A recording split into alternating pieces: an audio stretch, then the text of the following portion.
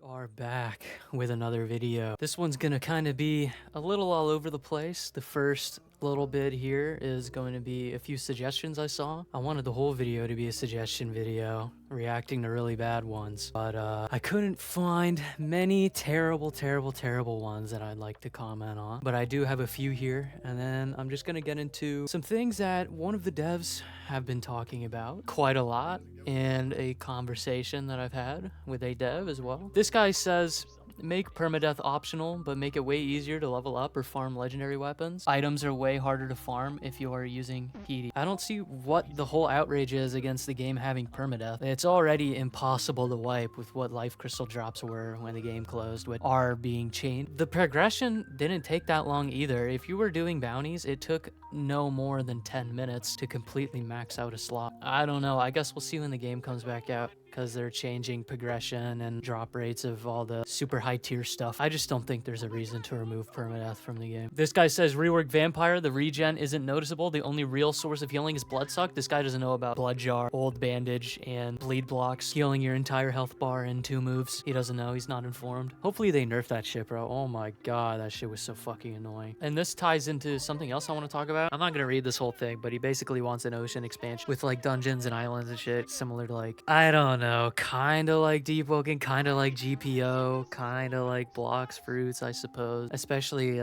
he wants like rough waters to be added with like leviathans and shit in there that you can fight if you go out too far, or like a random spawn chance. I think that's a good idea. You know, desert dungeon's the priority right now. And Abnormal has said that after re-release, he'd want to work on the Tundra. That would be his #1 priority. Working on the Tundra and seeing the state in the game, he's gonna see if he keeps working on Rogueblox, because this guy has been working his fucking ass off on building the map. He's the main builder, so he barely finished the sewers in time. You know, he's said before that they're not even finished in its entirety.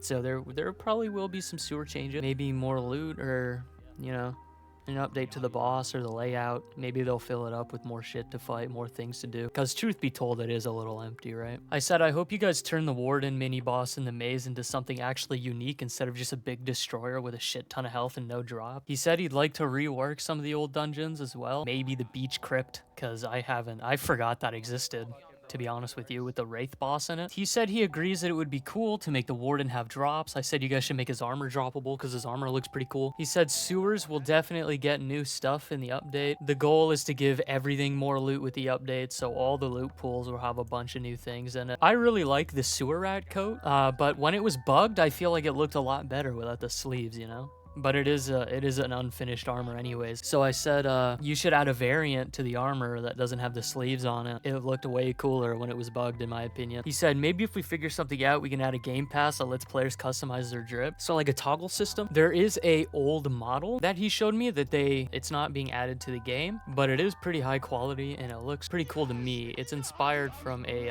Expedition 33 weapon. I actually used this in the game for over half of my playthrough, so it's pretty cool to see. It is unfortunate that it's not being added to the game, but you know, it's a lot more detailed. It looks very cool. Now, you know me, I'm a Coyote main. All of the PvP on my channel is dedicated to Coyote, and the class was a lot of fun to play until they started gutting it, because you motherfuckers don't know how to parry or mana shield, okay? You little dogs. Even when I don't zone, people bitch and moan that it's a boosted class and that it's top 3 when it's actually bottom 2 in the game, and I'll die on that hill. But you know, the dev saw us talking about it, and one of them responded to me saying the class doesn't need buffs, it needs a rework, because Coyote Rework was promised 7 fucking million years ago, and there's been a bunch of radio silence on that. But Kraken Lacken, he agrees. He says, yeah, it does need a rework. Imagine that. I would hope you agree. You guys said it yourselves that it would happen. So I told him, you know, the thing about Coyote obviously is that it's a range class. People aren't accustomed to playing with the brain, since Rogue Lineage was just a macro off. Whoever had the better macro won, meaning they can't parry, which is what makes the class top tier in their brains, right? That goes the same for mana shielding. They can't figure it out, okay? If you struggle against Coyote, hold G, hold F, you're fucking golden, pal. I assure you, you're golden. And And plus, since Coyote's only usable with flame, zombies and vampires take more damage to it, which adds to that fake flame meta everybody was complaining about, because everybody is on vampire and zombie, so they take 20% more damage to flame. So I said, remove everything, ban everyone, and go home. Kraken said that he hates zoners. Every build in the game has the potential to zone, pretty much, besides a scant few. And then I asked him, if you hate zoning, why would you remove the class's only close range hyper armor because of hybrids? And he said, unfortunately, one skill isn't going to make the class a close range class ever. Yeah, fair, I guess, but that kind of avoids the point I was trying to make. So I just moved on and asked him, is it still going to be inspired from Stark, or is it going to be its own thing? He said, it's still up in the air. I want to move away from the Ceros completely, but there's a Cero concept that was wrote up that might stay. And then he said something that greatly upset me. Okay, this shattered my little heart. My little Otley heart. I wanted to do some undead Mexican mythology inspired gunslinger class. That ruined my entire fucking life, because that just sounds like vigilante but again, and that sounds really boring. Really boring. But he said that he had that idea for the class before vigilante was even a thing, so